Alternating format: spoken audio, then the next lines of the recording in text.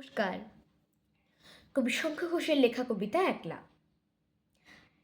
আমি যখন একলা থাকি তখন কি আর একলা থাকি?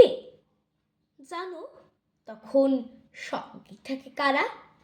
থাকে সবুজ গাছপালা আর তার ভেতরে চলে যাওয়ার পথ থাকে ঠিক যদি দিশারা।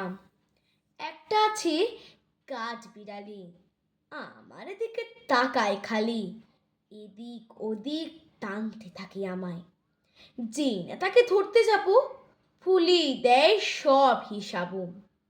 ছুট দেয় আর কে বা তাকে থামায়, সেই ছুটে ছুট লাগাই জোরে, এই মাটিতে এই পাথরে।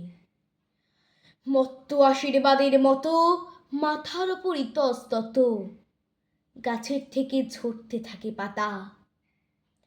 তখন আমি একলা তো নই, থাকে না আর দুঃখ কতই।